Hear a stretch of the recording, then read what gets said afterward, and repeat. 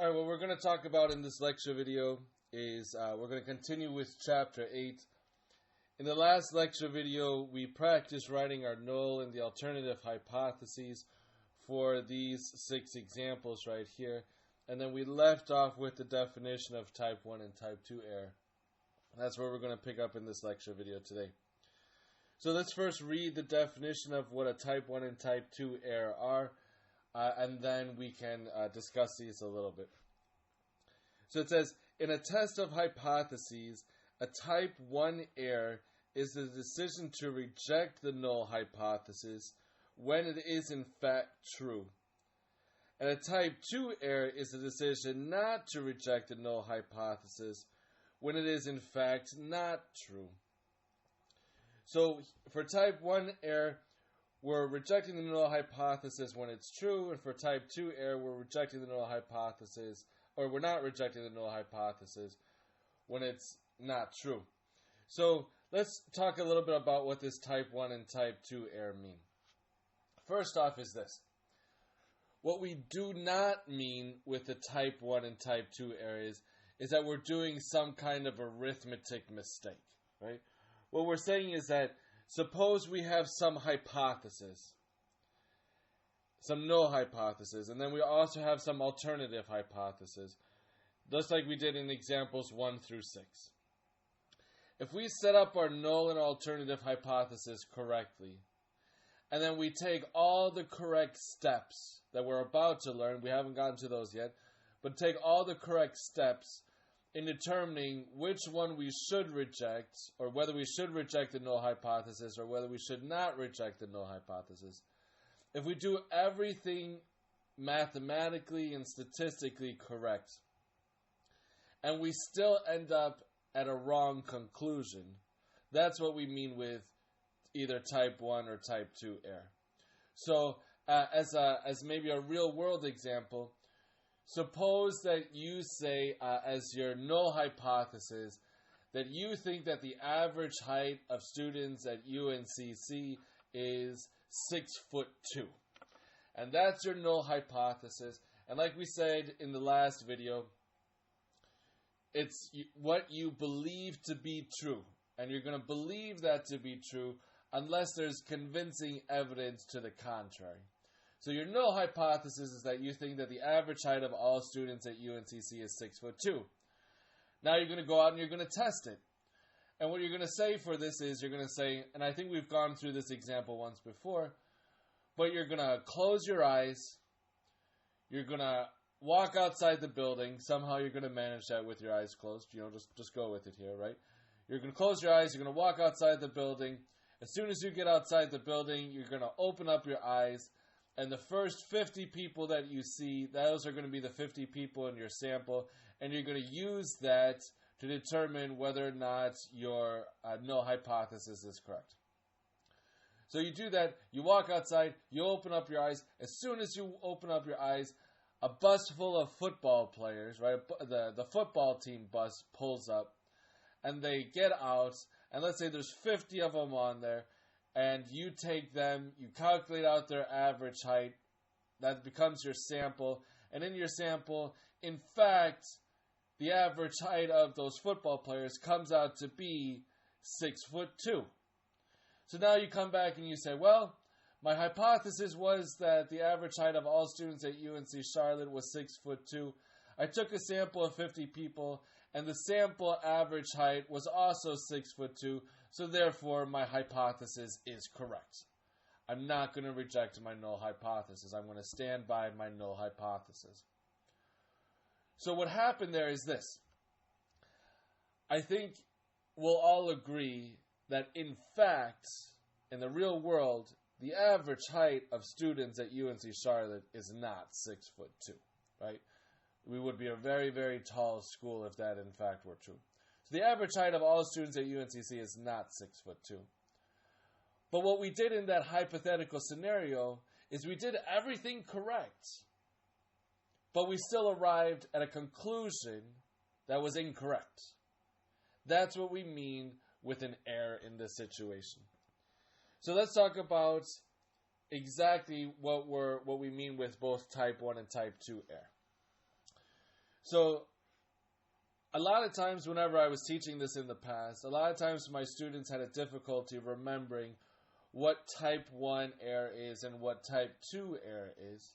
So I came up with this silly hypothetical situation that we're about to go through, and I'm hoping that this silly hypothetical situation is going to help you remember what type 1 and type 2 error are. Because a lot of times in the past, people were confusing one with the other. They just couldn't recall which one was type 1 or type 2 error. All right, so let me start off this silly hypothetical scenario with this question. Which one do you think is the worst error? Do you think type 1 error is worse? Or do you think type 2 error is worse? So take a minute, read over the definition of type 1 error and type 2 error that we have down here, and think for yourself for a second, which one of these two errors is worse? Alright, so let's try to figure out which one of these two errors is worse, type 1 error or type 2 error. Suppose that you're on your way to a class, right? Suppose it's a statistics class. So let's say you're on your way to this class, and right as you're about to walk into the classroom, right? You're about to reach for the door handle to open up the door to walk into the classroom. As you're reaching for the door handle, all of a sudden, a stranger jumps out in front of you and says, "Stop! Don't go in that classroom. There's a skunk in there." And you're just like, "What?" Person goes, "There's a skunk in that room. Don't go into that classroom." And you say to yourself, "This person's crazy. There's no skunk in my classroom."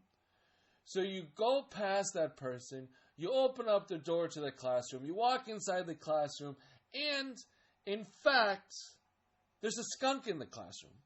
The skunk sees you, it gets all spooked, and it sprays you. Right? So now you've been sprayed by a skunk. So let's think about this here for a second. Of these two errors, which one just occurred? Well, it's type 1 error. In type 1 error, you rejected some hypothesis, but in fact, that hypothesis was true. You said, "No, there's no skunk in that classroom." But in fact, that hypothesis that there was a skunk in the classroom was true, and you got sprayed. All right, so now let's go through that scenario again. Again, you're on your way to class. Suppose it's a statistics class. You're about to reach for the door handle. You're about to go inside the classroom. Right as you're about to reach for the door handle, again, a stranger jumps out in front of you and goes, "Stop! Don't go in there. There's a skunk in there." And you say, "What?" Person goes, "There's a skunk in the classroom. Don't go in there." To which you say, "Sweet. I was looking for a reason not to go to class. If there's a skunk in the classroom, now I have my perfect reason why not to go to class." So you say, "Thanks," you turn around and you walk away. But unbeknownst to you, there is in fact no skunk in the classroom. We're all in the classroom and we're learning some awesome statistics. Right? So now, which one of those errors just occurred? Well, now we have type 2 error. Here, you made the decision not to reject the null hypothesis, right, that there was a skunk in the classroom, but that null hypothesis was in fact not true.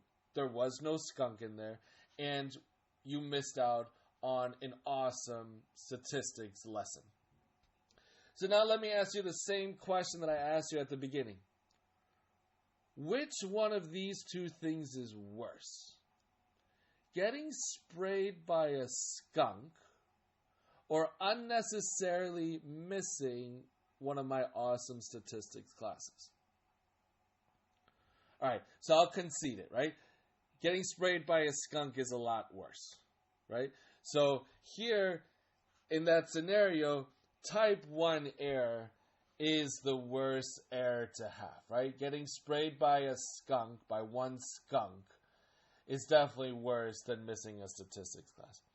So if you can remember this, if you can remember type 1 error is worse because type 1 error means getting sprayed by one skunk, and you remember that scenario that we just played through, chances are it's going to help you also remember what type 1 error is and what type 2 error is, right? Type 1 error is going into the classroom and getting sprayed by one skunk.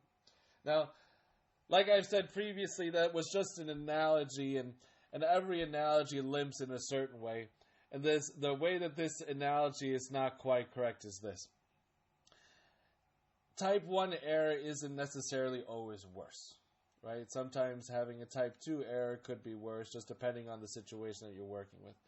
So what you should remember is that neither one of type 1 error, type 2 errors are worse. But if you can remember that scenario and that type 1 error is getting sprayed by a skunk, at least it'll help you remember what type 1 error and type 2 error are. Alright, so that's for the definition of type 1 error and type 2 error.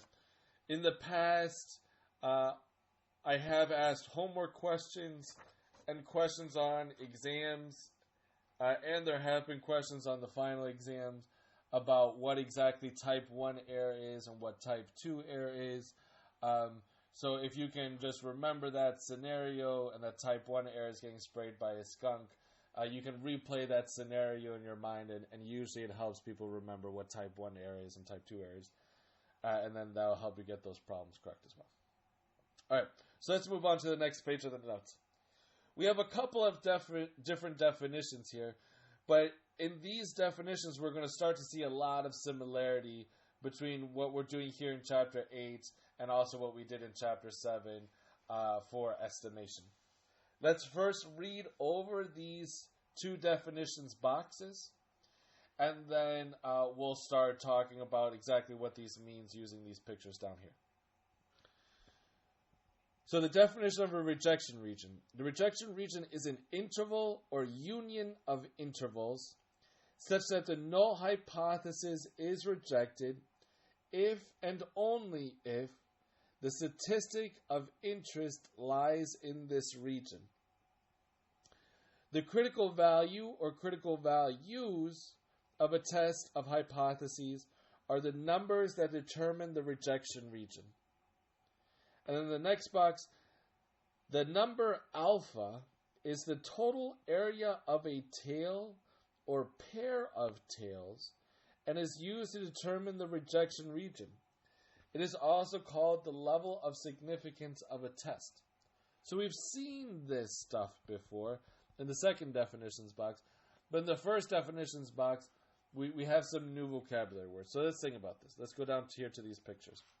Let me zoom out a little bit, see if I can get everything on one screen here. Alright, so let's take a look at this. And let's start down here with this picture down here, because this is the one that looks most similar to what we were doing in Chapter 7. Remember that in Chapter 7, we were also dealing with bell-shaped distributions. And what we were trying to do is we were trying to create a confidence interval. And what we were doing with creating a confidence interval is we were creating some lower bound and we were creating some upper bound. And in between those two bounds is where we were creating our confidence interval.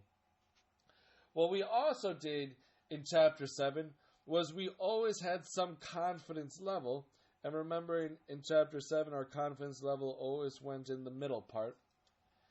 And then whatever we had left over from that confidence level to 100%, that's what we always described as being equal to alpha. And then we split alpha up equally into the two tails. So we had alpha divided by 2 in one tail, and we had alpha divided by 2 in the other tail. And then we were able to figure out here the z sub alpha divided by 2's that signified the cutoffs or the endpoints of our confidence interval. And sometimes those were t values if we answered no to both of those questions, right? If our sample size was strictly less than 30 and if sigma was not known, then here the cutoffs for our interval were t values. So we have stuff that's really, really similar now here in chapter 8, but we're also switching stuff up a little bit. And here first is this. And I believe I've mentioned this previously. Alpha is the same alpha that we were dealing with in chapter 7 for estimation. Alpha is also known as the level of significance, or the significance level. Right? Typically, I'm going to call it the significance level just because it's shorter. I don't want to constantly say the level of significance of a test. All right, so now we know a new term. I think I've mentioned it before, but I'll call it new since we're coming across a definition for the first time in your textbook, that alpha is called the level of significance. Now what we're also going to do here is this. Before, we had that the cutoffs for our confidence intervals were either z sub alpha divided by 2 or t sub alpha divided by 2. Now what we're going to do is we're going to call these cutoffs our critical values. So we can either have one critical value or two critical values.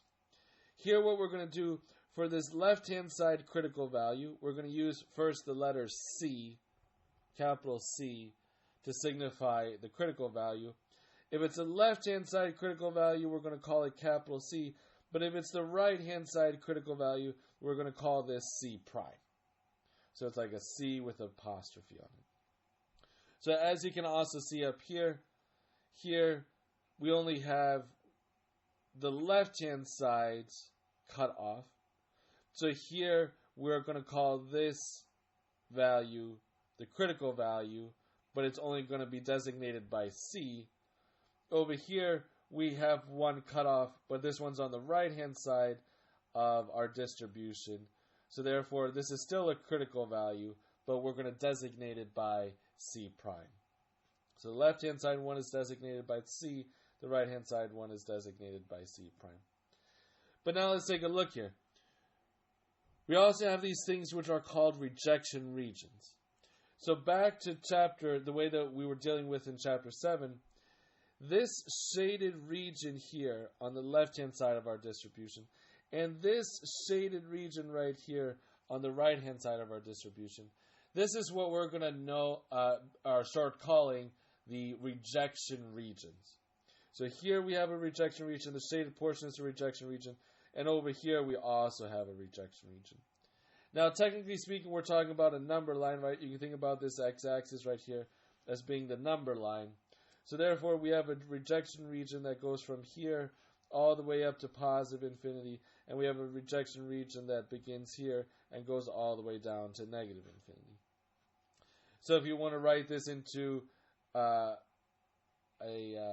interval notation, our rejection region would go from negative infinity up to our left-hand side critical value, which is designated by C. C is going to get the square brackets, and we're going to union it with the right-hand side critical value, which is C prime, and that's going to go all the way up to positive infinity. So here we now have our rejection regions written also in interval notation. All right. First things first. We don't necessarily have to have two rejection regions. So unlike what we were doing in chapter 7, it's completely okay to have just one rejection region. We can have one rejection region that's either on the left-hand side of our distribution, or we can have one rejection region that's on our right-hand side of the distribution. So therefore, what we were doing in chapter 7 is we were splitting alpha up into two regions, and since these two regions are symmetric, we had half of alpha over here and half of alpha over here. But if we just have one rejection region, whether it's on the left-hand side of our distribution or on the right-hand side of our distribution, if we only have one of those regions, we have to clump all of alpha into that one region. So it's no longer going to become alpha divided by 2. Instead, it's going to become just alpha. So therefore, here, our critical value you can also imagine this critical value as being z sub alpha, not z sub alpha divided by 2. Or if we're dealing with t values, we can call this t sub alpha. Same thing over here with this critical value. On the right-hand side, it's just going to be z sub alpha or t sub alpha, no longer t sub alpha divided by 2. So try to think about what that means then for when we look up those z or t values in our tables. We're no longer going to be looking for half of alpha. We're now going to be looking for the whole of alpha in the body of our table if we're dealing with the z table, or on the top row whenever we're looking at our t table. And we'll practice that a little bit, but I definitely want to at least point that out so far right here. All right, so the other thing that I want to point out here is this. When can we run into these different scenarios? Right? When can we have some cutoff that's just the low end of the cutoff, and we don't have a cutoff that's up here, right? We don't have a rejection regions up here. So let me be a little bit more specific about that with what do I mean with the cutoffs for our rejection region. So let's talk a little bit closely about what exactly a rejection region is. Your rejection region signifies where we have to be if we want to reject the null hypothesis. Remember that our decisions are always made either to reject or not reject our null hypothesis. So only if we're inside the rejection region are we going to reject the null hypothesis. That's why they're called rejection regions. So let's say this. A scenario where this might be the case is, let's say if you your hypothesis was that somebody could afford to buy a house, right? Say that some person, call this person Uncle Joe. Uncle Joe is able to buy a house, can afford to buy a house. Well, if you're going to look at Uncle Joe's income, if Uncle Joe has some wicked high income, right, and so he's all the way over here on the income distribution, you're not going to say that your hypothesis is wrong. But if all of a sudden Uncle Joe says, hey, I'm actually broke, I have no money whatsoever, right? Well, now Uncle Joe's income is all the way over here on the left-hand side of the income distribution. So, if Uncle Joe's income is over here on the left-hand side of the distribution, you're going to reject your hypothesis that Uncle Joe can buy a house. So that would be one scenario where you only have one rejection region, and that rejection region's on the left-hand side. Where would you have a scenario where you would only have a rejection region on the right-hand side? Let's try to think of one. Where would we have, what kind of real-world scenario would we have where if you're too high on something, right, too high on some distribution, that would be something that's not good. So, maybe if, I don't know, let me try to think one off the top of my head. Where, maybe if you had, I don't know, maybe too much homework to do, right? Like, if you had no homework to do, and you were all the way over here,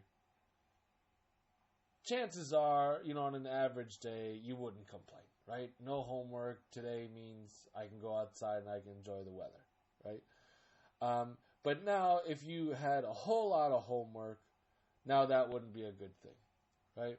So maybe that's something where, like, having some cutoff that's too high would signify something that's not good. So maybe it's like, your hypothesis is, I can go outside and I can enjoy the weather today. And here you have the distribution of the amount of homework that you have. And as long as your homework is below a certain level, you're right, you can go out and enjoy the weather today.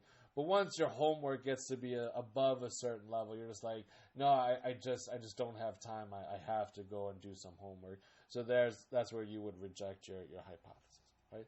So that might be a silly example for both of these, but I'm hoping that at least sheds a light on a little bit of why we don't have to have two cutoffs, why we can just have one cutoff on either side.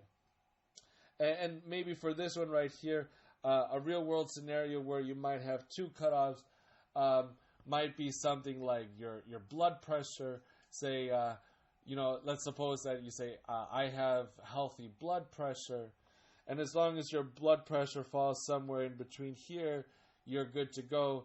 But if your blood pressure is really, really high, you're going to reject the hypothesis that you have good blood pressure. And if your blood pressure is too low, you're going to reject the hypothesis that you have a good blood pressure. So that would be a situation where we might have something like this scenario down here. All right, so I'm hoping you feel a little bit more comfortable with what exactly these things are, that the shaded regions are rejection regions. Our critical values signify where our rejection regions begin, and we can either have one rejection region on the left, one rejection region on the right, or two rejection regions, one on the left and one on the right. If we have a rejection region that's on the left, we're going to designate that one by C. If we have a rejection region that's on the right, we're going to designate that one by C prime, regardless if we have one rejection region or if we have two rejection regions.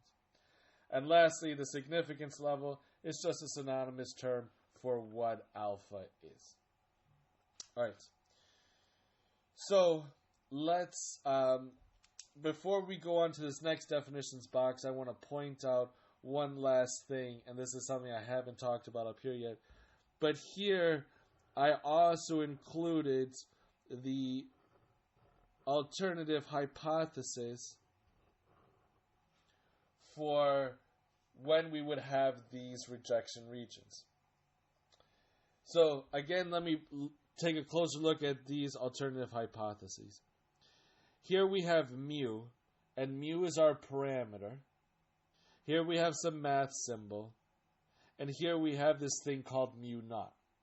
Remember that we're always writing our hypotheses as a parameter, some math symbol, and then a number. That's the format that we're going to write our hypotheses in. So here we have our parameter, here we have our math symbol. So therefore this mu naught needs to be some kind of number. You can think of it as like, I think this one was, Uncle Joe can afford a house as long as Uncle Joe's income is not less than some dollar amount, right? Maybe like $50,000 or something like that. So this number, therefore, or this mu naught needs to be the number that we're coming up with from our hypothesis. But here's the shortcut for figuring out when are we going to have a rejection region on the left, when are we going to have a rejection region on the right, and when are we going to have two rejection regions, one on the left and one on the right. Take a look at the symbol for this alternative hypothesis, right? And it's really, really, really important to remember that we're looking at the alternative hypothesis here. If we have the alternative hypothesis that's strictly less than, we're going to have a rejection region that's on the left. If we have an alternative hypothesis over here that's strictly greater than, we're going to have a rejection region that's on the right-hand side of our distribution, or in the right tail. Now, the way to remember these is this, right?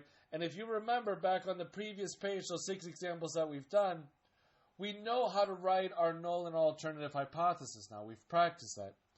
If we look at our alternative hypothesis and we have the symbol strictly less than, the quick and easy way to remember what side you're going to have your rejection region is imagine this right here. If you can draw a horizontal line, it's kind of turning that symbol into an arrow. And that arrow is pointing to the left, which means that you're going to have a rejection region on the left. if your alternative hypothesis has the symbol strictly greater than, then if you again draw a horizontal line, now you're forming an arrow that's pointing to the right, so you're just going to have one rejection region and it's going to be on the right. However, if your alternative hypothesis has the symbol not equals to, you can't really draw a horizontal line here that's going to somehow form an arrow that points in just one direction. So therefore, you're going to have rejection regions on both sides. So again, that's just a quick and easy way to remember where you're going to have your rejection regions. We'll practice that a little bit, but that's basically what we have down here. It says that if our alternative hypothesis has the form that mu is not equal to mu naught, we have a two-tailed test. And a two-tailed test means that we have a rejection region not just in one tail, but we have it in both tails, so it's a two-tailed test. If our alternative hypothesis has the form that mu is strictly less than mu naught, then we have a left-tailed test. So our rejection region is just the left tail. And if the alternative hypothesis has the form that mu is strictly greater than mu naught, we have a right-tailed test. So our rejection region's in the right tail. Where clearly, if we just have a rejection region either in the left-hand tail or in the right tail, then those are just one-tailed tests. But if we have rejection regions that are both in the left tail and the right tail, that's what we're going to call a two-tailed test. All right. Let's go on to the next page of notes. And like I said at the beginning of the last lecture video, and it's holding true also for this lecture video, Chapter 8 starts off with a lot of different definitions and a lot of different concepts. We're going to get to doing numerical examples by the end of this lecture video, and latest, we're definitely going to do lots of examples also in the next lecture video. But first we have to get through some of these concepts, so we're all on the same page and we can form it's kind of like we're starting off with a new language with all of these new concepts that we're learning. All right, the next definition that we're going to look at is that for a standardized test statistic. A standardized test statistic for a hypothesis test is the statistic that is formed by subtracting from the statistic of interest its mean and dividing by its standard deviation. All right, so let's take a look at exactly what we mean with that. First, a test statistic is this. A test statistic, we're going to use this statistic to test our hypothesis. So let's first start off with, what is a statistic? So remember back in chapter 1, where do we get statistics from? We get statistics from samples. So therefore, we're going to calculate something out from a sample, which by definition is a statistic. And we're going to use this number that we're calculating out from a sample to test our hypothesis. So, again, remember that the time that we're going to reject our hypothesis is whenever we're inside the rejection region. Again, that's why it's called the rejection region, because we're going to reject our null hypothesis if we're in there. And what does it mean to be in the rejection region? Well, if we calculate out a statistic from our sample, and this statistic is over here on the number line, then we're inside the rejection region. So therefore, we're going to reject our null hypothesis. However, on the other hand, if we calculate out some number from our sample, And the number that we calculated from our sample, say, is over here.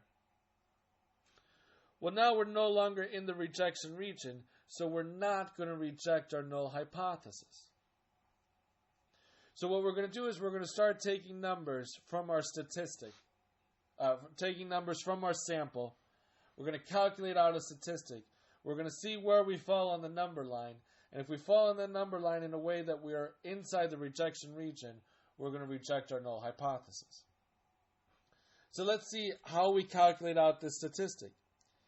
It says that for a hypothesis test, it's a statistic formed by, so we have a statistic formed by subtracting from the statistic of interest its mean. So we're going to take the statistic, we're going to subtract the mean, and dividing by its standard deviation. So if we take the statistic, say x bar, and from it we subtract its mean, mu, and we divide by its standard deviation, sigma. Now what's this the formula for? Well, here, if I write this as x bar minus mu sub x bar over sigma sub x bar, it might be a little bit more familiar to you from what we did in chapter 6. But remember that what we're always doing is we're just coming right back to our formula of x minus mu over sigma, which is the formula that we learned way back in chapter 2 for our z values.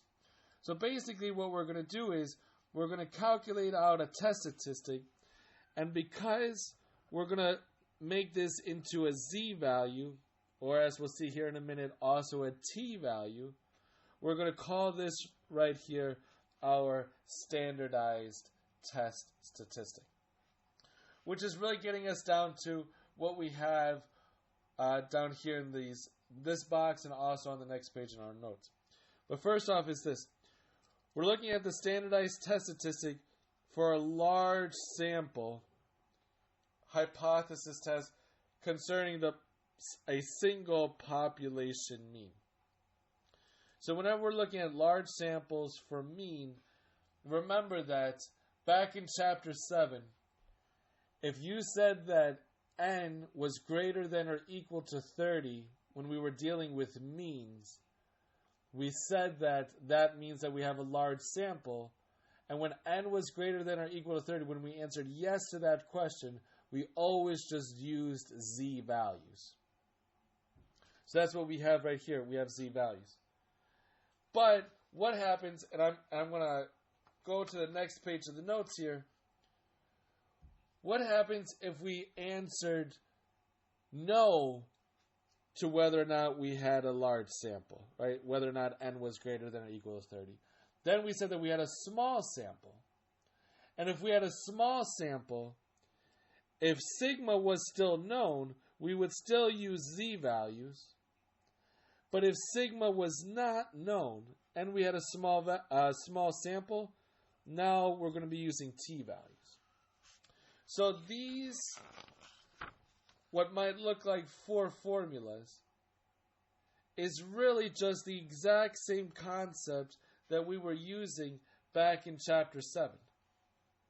Whenever we had a large sample and sigma was known, we used z. Whenever we had a large sample and sigma was not known, we still use z.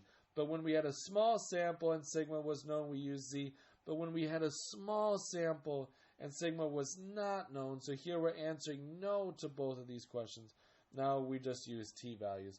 So that's going to be why we have a t value here for our standardized test statistic. Now, all that this is right here is just solving for z or t in the formulas that we used back in chapter 7. We're just, again, using slightly different looking symbols. Here what we have is that we are subtracting not mu, but mu naught. And again, mu naught is the number that we're that we have in our null hypothesis, or in both of our hypotheses, right? If you remember back to the examples that we did last class, these numbers right here, they always have to be the same for the null and the alternative hypothesis.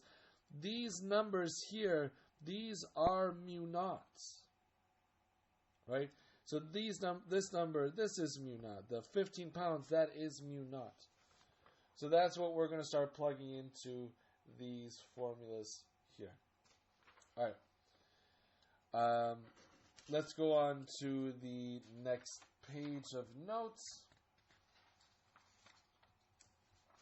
And the next page of notes I'm going to go through relatively quickly, because on the top of this next page of notes, this right here is the systematic hypothesis testing procedure that your textbook gives.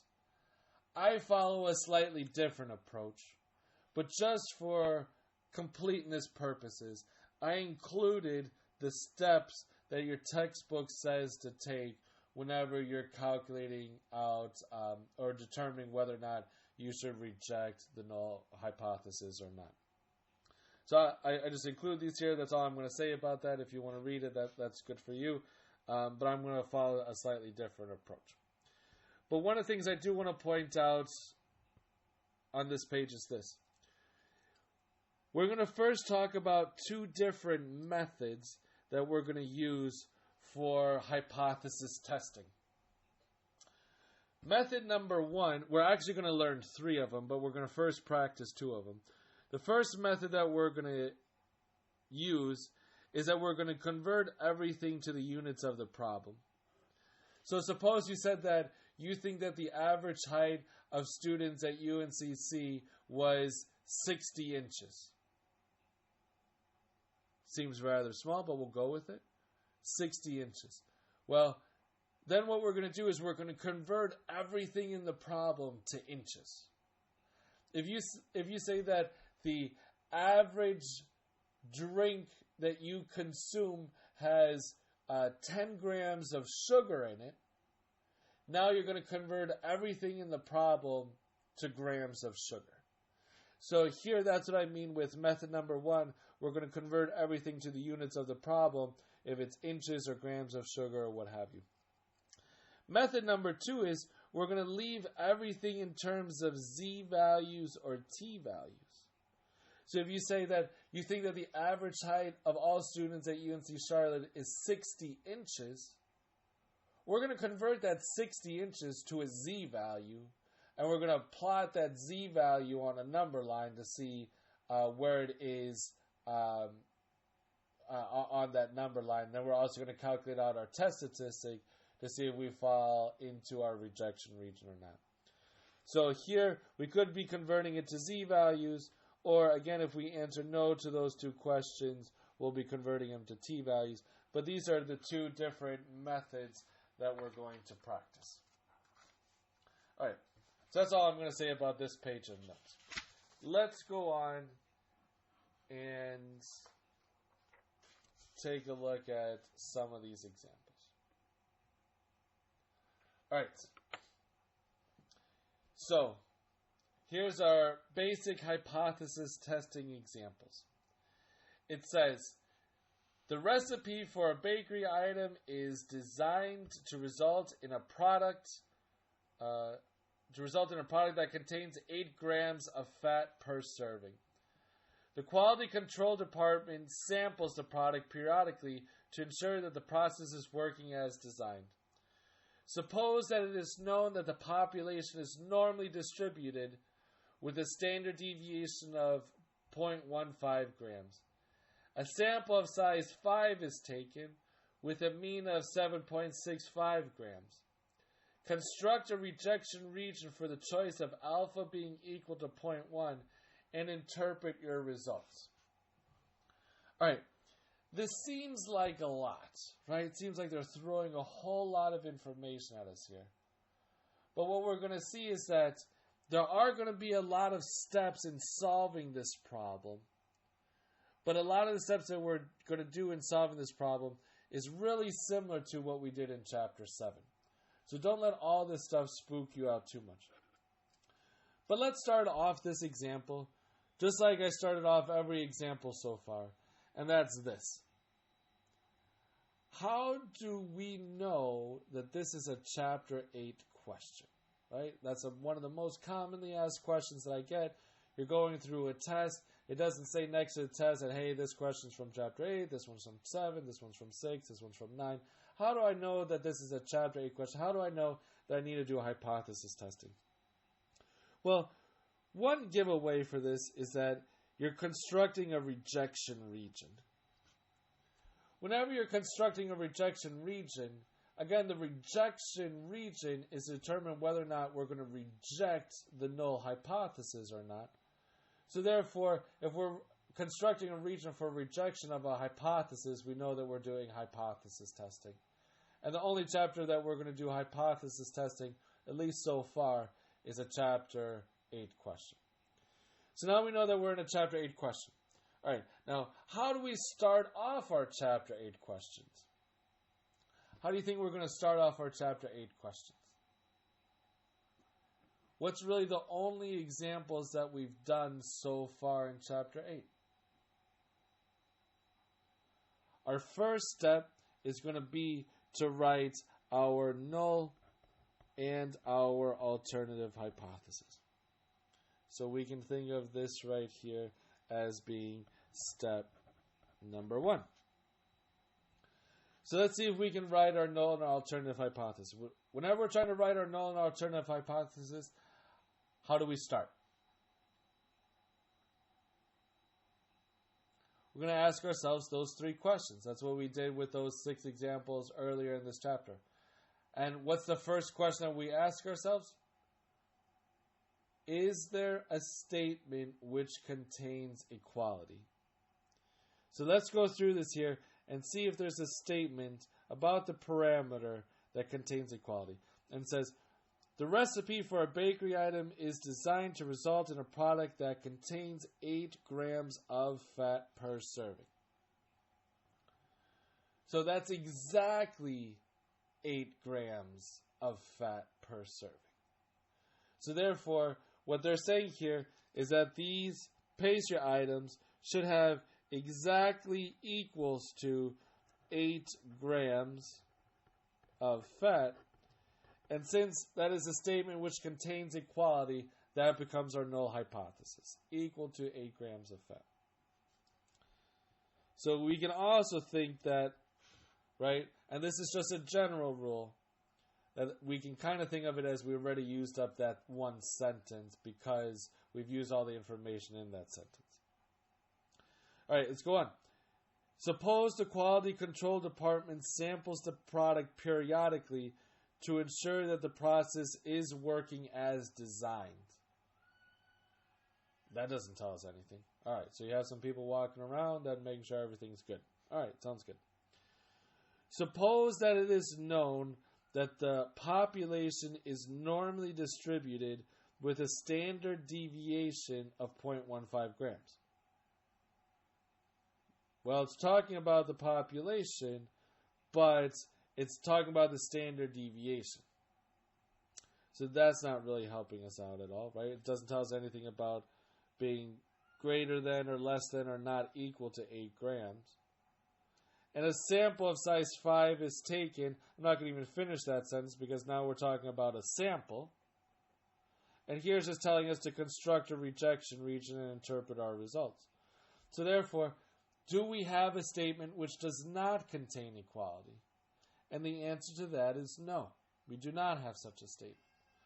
So because we have the null hypothesis, but we do not have a statement for the alternative hypothesis, what does our alternative hypothesis become? Not equal to, right? It becomes the complement of the null hypothesis, and the complement of the null hypothesis is not equal to 8 grams of fat. All right, then the third question that we do whenever we're trying to write our null and alternative hypothesis is, what is our parameter of interest? Here, we're talking about the average number of grams of fat for these pastry items. so therefore the parameter of interest is mu. Right? It's 8 grams of fat. That's not a proportion. Right? It's not saying that 8% of the pastry is fat. It's saying 8 grams of fat. So we're talking about on average how many grams of fat are in these pastry items. And bam! We've completed step number 1. We've written our null and alternative hypothesis. Let's go on to step number 2. What I'm going to recommend that your step number 2 always is draw yourself a picture. Just like we had in chapter 7, we're going to be dealing with a bell-shaped and symmetric distribution. Sometimes it's going to be our standard normal distribution for z values. Sometimes it's going to be our student t distribution for t values. One way or the other, those are always bell-shaped and symmetric. Let's see what we know so far. First off is this, and this is something that's really important, and I didn't explicitly point this out in the previous pages of the notes that we went through.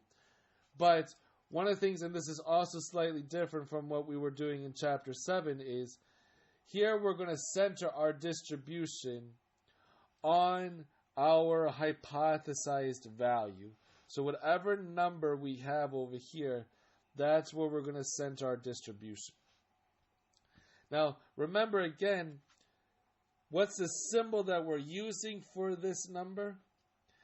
This is mu naught. So therefore, now what we're doing, and you can go back into the previous pages of the notes, this is in all of the pictures.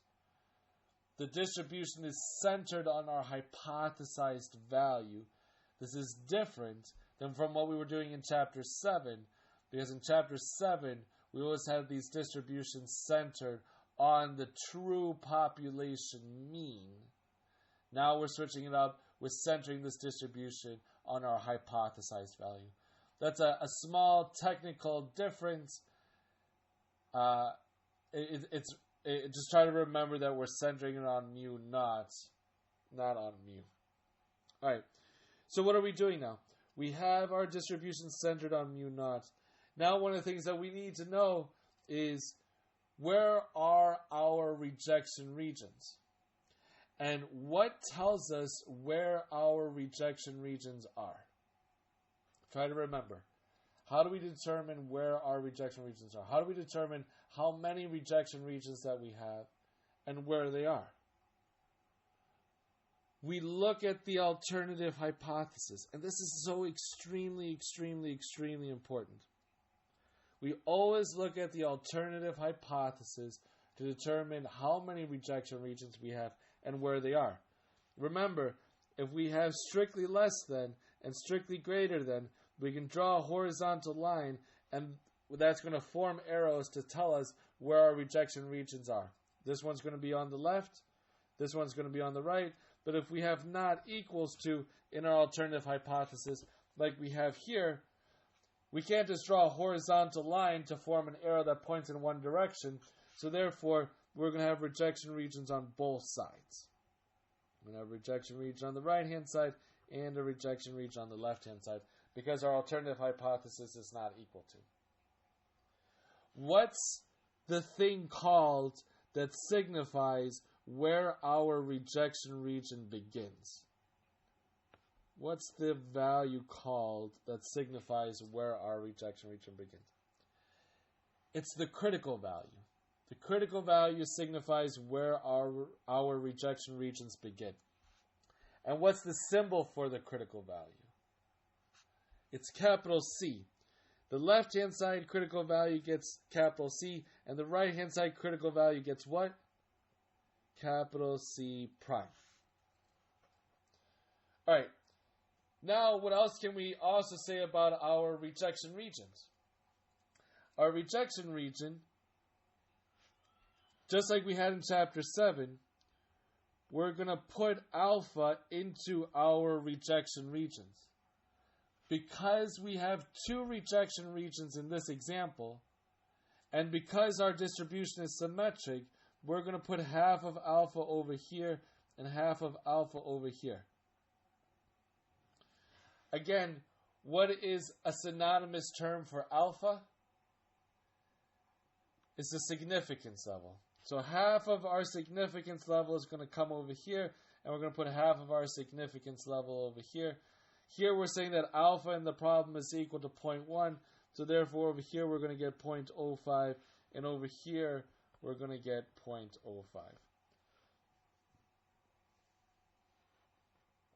Alright,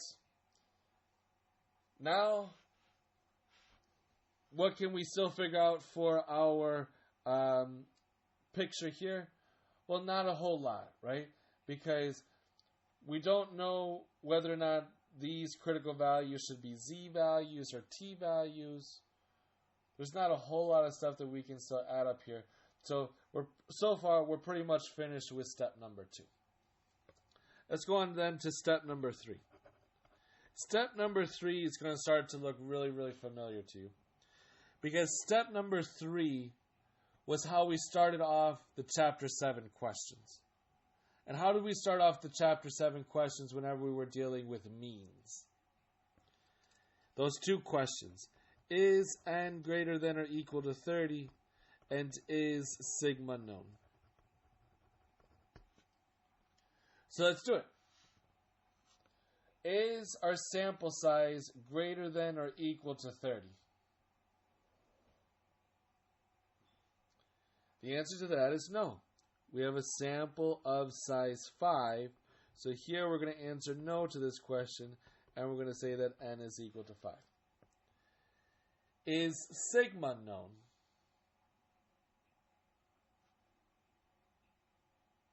The answer to that is yes. Here we have a population that is normally distributed with a standard deviation of 0.15 grams. So the standard deviation of 0.15 grams is coming from this population that's normally distributed. So therefore, yes, we do know sigma, and sigma is equal to 0.15 grams. So therefore, we're answering no to one question, but we're answering yes to the other question. So what does this mean? We use z values. That's what we determined from Chapter 7. And now specifically, since we still split alpha up into these two rejection regions, we're still going to use z sub alpha divided by 2. Alright. So let's first determine what our z sub alpha divided by 2 value is. If you have alpha being 10% and alpha divided by 2 being 5%, what's the z value that corresponds to an alpha divided by 2 of 0.05? And this should be something that you should feel really, really comfortable with. What we can do is we can use our t table or our z table. Here, since we have the alpha divided by 2 of 5% as one of the subscripts in our t table, we're going to use the t table because we know then that we can get our z value down to 3 decimal places. Here we have alpha divided by 2 as 5% in this column. If we follow it all the way down to the bottom of our t table, we get all the way down to here, and we get a z value of 1.645. If that was a little bit quick for you, and you're not quite sure how to look up these z values using either the z table or the t table, please make sure that you go back and you review that. It's extremely, extremely, extremely important. Like I also kept saying in the Chapter 7 videos, here and now this becomes important in Chapter 8, the way that I teach this is I'm always going to consider these z values to be positive numbers. Keep in mind that here we can call this negative 1.645 because it's on the left-hand side of the distribution. And this one right here is going to be 1.645 because it's on the right-hand side of the distribution. But the way that I'm going to talk about these is that I'm always going to consider these z values to be positive values. That's the way that I teach it. Alright, step number 4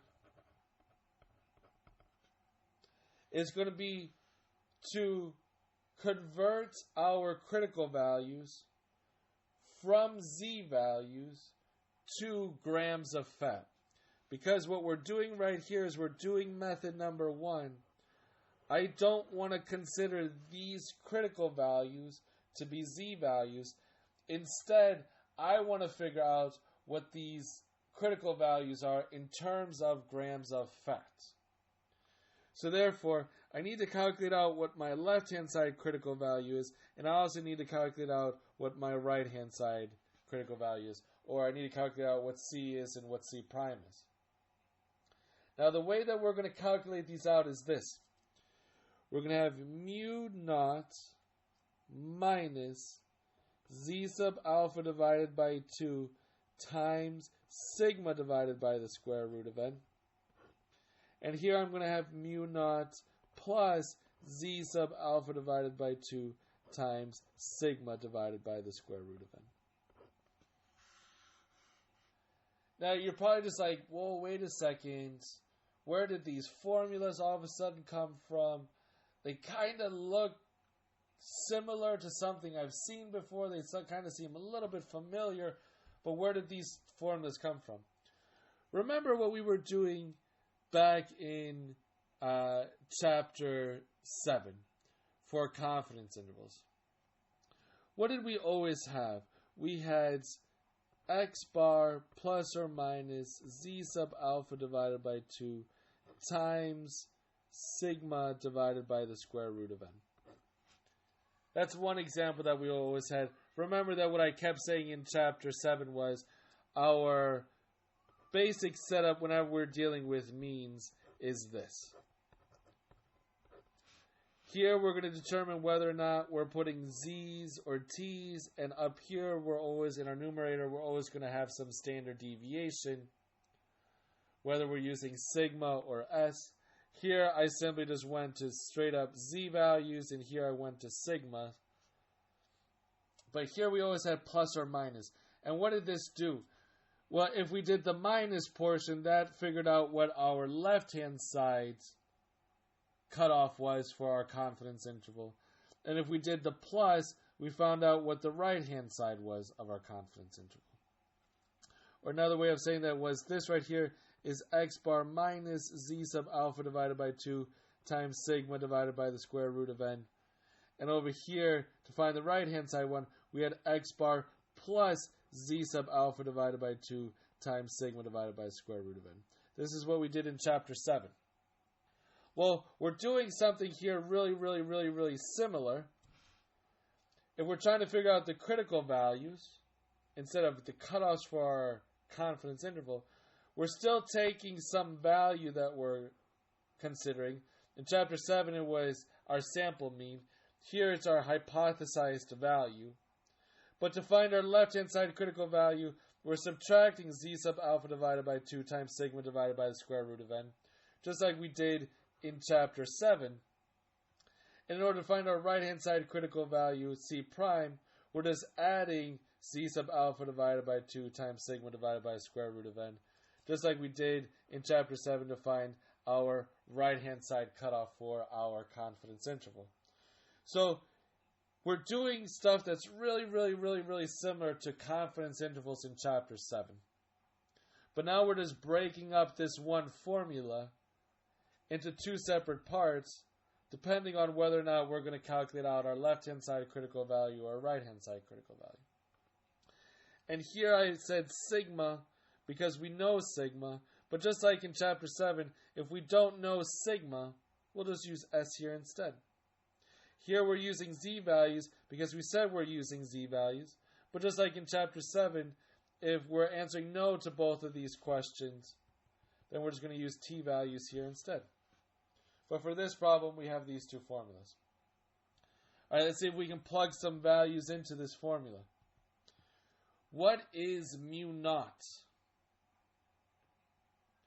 Mu naught is the value from our hypothesis, or hypotheses. That's why these 2 values must always be the same, because we're going to use the value and we're going to plug it in right here. 8. We already determined what z sub alpha divided by 2 is. That's 1.645. So here I'm going to subtract 1.645. Sigma we already know to be 0.15. And n we already know is equal to 5.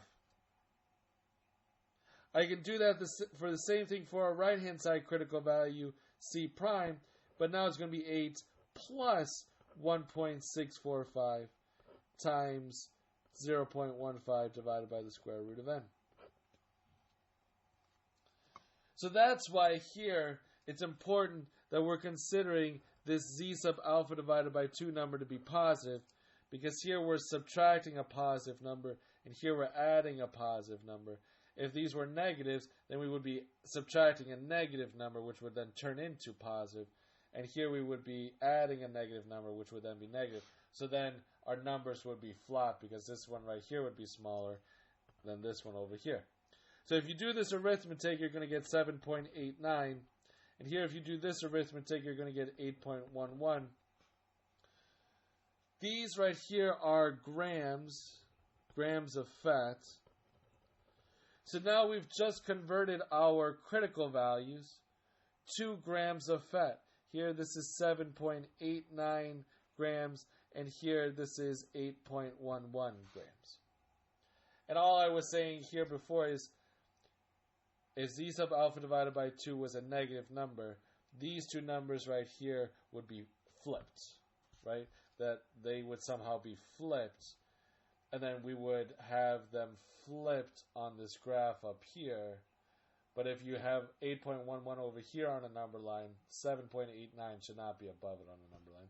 So that's why I teach it as these z values right here need to be positive.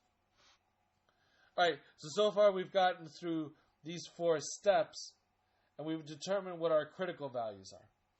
So let's take a step back here and see what we've actually accomplished. What we have is this. We have a hypothesis. And our hypothesis says that these pastries in this factory have 8 grams of fat in them. And you're going to say, all right, that's my hypothesis. When am I going to reject my hypothesis? When am I going to say, no, these pastries don't have 8 grams of fat in them? Well, what you're going to do is you're going to send out a quality control team, and they're going to take a sample of these pastries. Here, they've taken a sample of 5 pastries. Based off of this sample of 5 pastries, you've now determined if the pastries, those 5 pastries, on average, have less than 7.89 grams of fat, or more than 8.11 grams of fat, you're going to reject your hypothesis that these pastries have 8 grams of fat in them. Right? So here, again, let me just quickly run through that. You've hypothesized that these pastries have 8 grams of fat in them. To test whether or not these pastries actually have 8 grams of fat in them, you went out and took a sample of 5 pastries.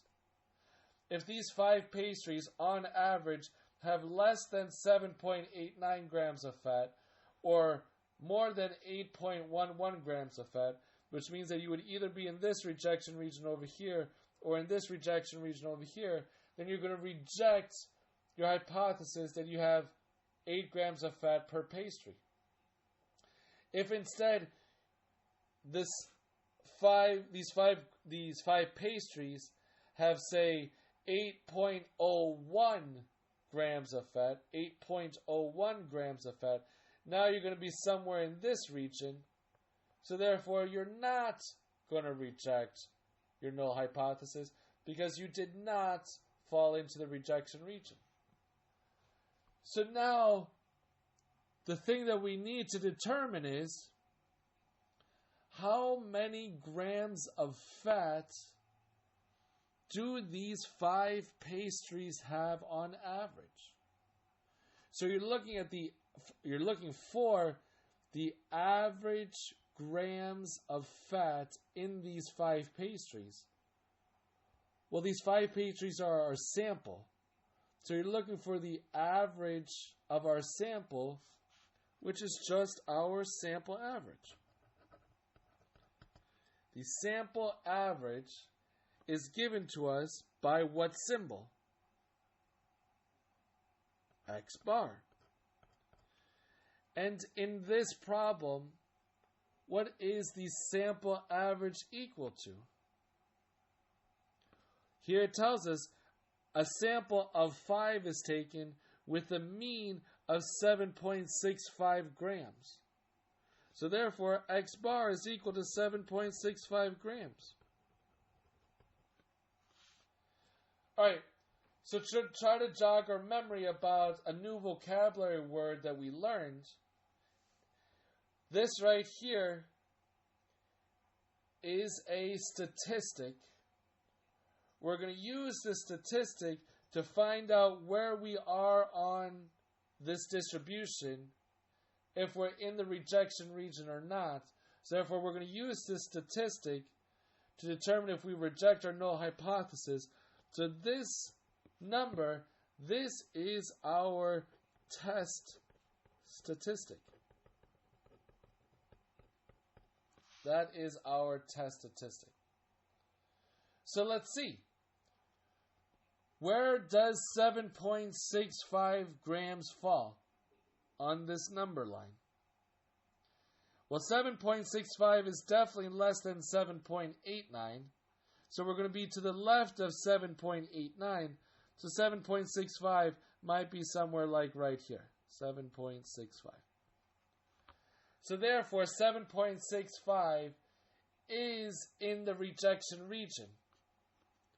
So therefore, in step 6, we're going to say that X bar, I'm leaving myself a little bit of room here on purpose, X bar, which is equal to 7.65 grams, is strictly less than 7.89 grams, which is our left-hand side critical value.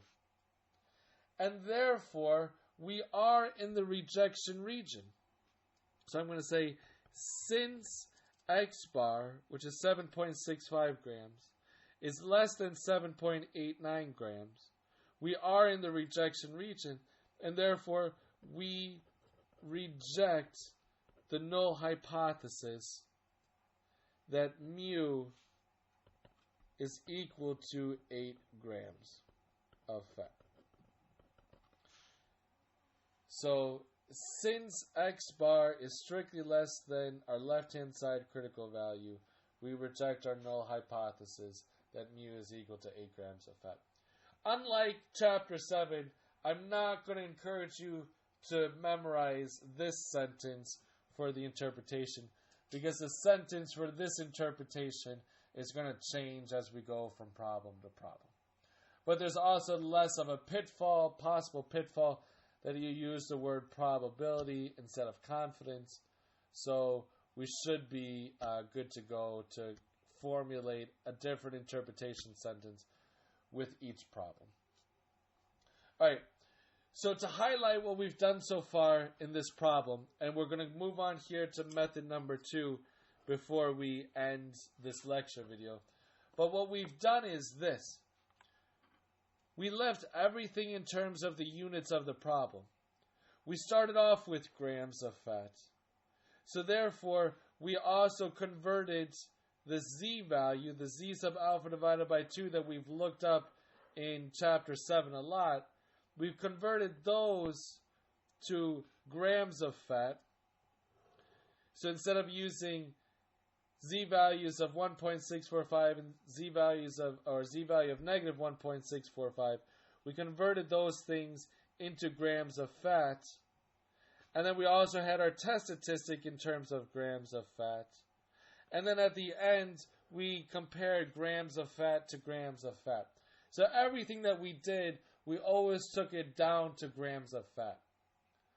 But let's see what's going to be different if we convert things to z values or to t values. And basically, this is just a different way of solving this problem. We should still arrive at the exact same conclusion, that we reject our null hypothesis. Alright, so let's do it. In step number 1 that we did above, we wrote down our null and our alternative hypothesis. We're always going to write down our null and our alternative hypothesis in the exact same way, right? The same way that we practiced it at the beginning of this chapter, those 6 examples that we did at the beginning. We never had those things in terms of z or t values. So therefore, if we use method number 2, step number 1 is still the same. Step number 2 was to draw a picture in order to help us get a feel for what we're doing. And because step number 2 is drawing a picture, step number 2 is also the same for method number 2. In step number 3, we asked ourselves those 2 questions that we had in chapter 7 whenever we were dealing with means. And step number 3 is also going to be the exact same for method number 2 when we're trying to convert stuff to z and t values. But now in step number 4, this is where stuff starts to become a little bit different.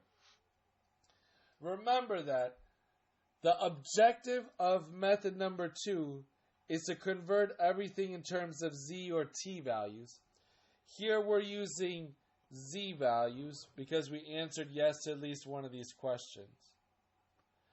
In step number 4 above here, we took that z value and we converted it to grams of fat. But we're not trying to convert stuff to grams of fat in method number 2. We're trying to leave it in terms of z or t values. So therefore, step number 4, all what we're going to do for our left-hand side and right-hand side critical values is just record the z values. So here we're going to use it as negative 1.645, and here we're going to use it as positive 1.645. Just like we did up here above before we converted them to grams of fat. We're not converting stuff to grams of fat. Now, in step number 5,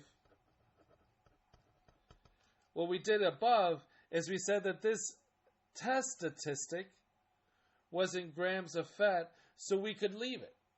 We didn't have to do anything to it, because above we were trying to convert everything to grams of fat. This was already in grams of fat, so we didn't have to change it. But here we don't want to leave it in terms of grams of fat, so here we have to do something. And what we have to do now is what we had on a previous page in our notes.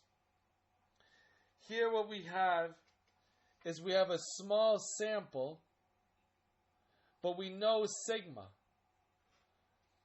For small samples, where sigma is known, here this is going to be our formula for the standardized test statistic.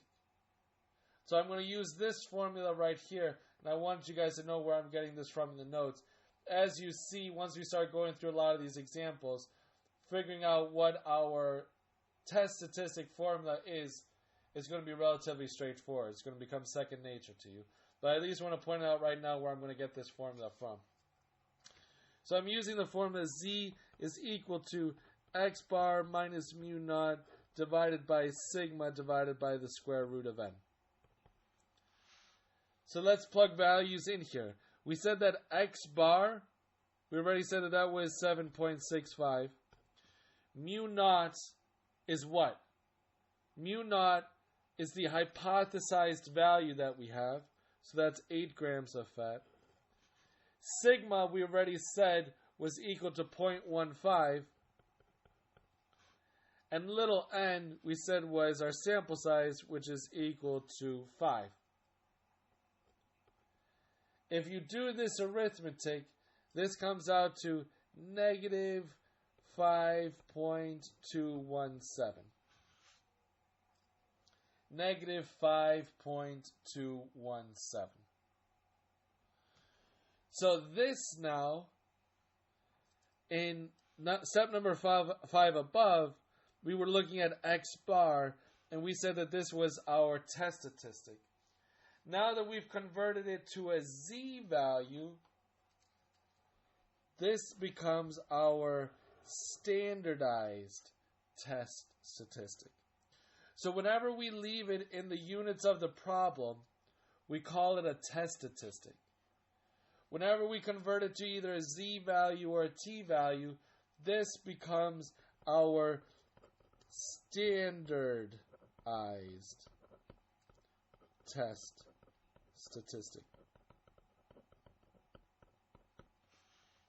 Now, I'm very, very specific about the fact that I'm calling this x bar our test statistic and this z-value our standardized test statistic. I'm very specific about that, but keep in mind that sometimes on the final exam, the wording on the final exam, the test writers who make that final exam are sometimes a little bit loose in the wording that they use. Sometimes they use this z-value, they simply just call it the test statistic. So keep in mind that sometimes if you're being asked to find the test statistic, sometimes what they're also referring to is a z-value. But technically speaking, that wording is a little bit loose. Alright, so now let's just do this just like we did above. We now have a z-value that's negative 5.217. We're going to use this to test our hypothesis. So we're going to use this to test to see whether or not we're inside the rejection region or we're not inside the rejection region. Well, let's take a look at this here. A z-value of negative 5.217 falls where? Well, negative 5.217 is definitely to the left of negative 1.645. So therefore, we're actually not just inside the rejection region, but we're way inside the rejection region, right? Negative 5.217 for a z-value is way, way, way over here on our distribution. So therefore, in step 6, what we're going to say here is this. We're going to say that since our z-value, which is our standardized test statistic, is equal to negative 5.217, is strictly less than negative 1.645, which is our left-hand side critical value, we reject the null hypothesis that mu is equal to 8 grams of fat. Which is exactly the same conclusion that we came to above here, but now we're just stating this conclusion in terms of z-values instead of in terms of grams of fat. So that then concludes that second method for answering these hypothesis questions. I want to say two things before we finish up. The first thing that I want to say is this. Like I said earlier, we're going to be learning a third method. And what we have right here is starting to foreshadow that third method. Because what we can say here is, if you look up here for step number 6 above, 7.65 grams of fat seems like it's just a little bit below 7.89 grams of fat, right? Like, what are we off here by? By 0.24 grams of fat. 0.24 grams of fat is a tiny little bit.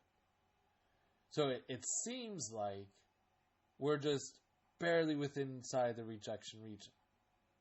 But once we convert it to z-values, now we're comparing a z-value of negative 5.2 to negative 1.6. And remember our z-table, that means that we're way inside the rejection region. So what we can do here is, by converting stuff to z-values, it really gives us a better feel for how far we are inside our rejection region.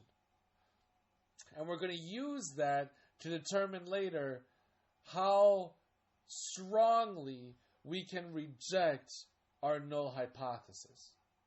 So up here it would seem like we're just barely rejecting our null hypothesis.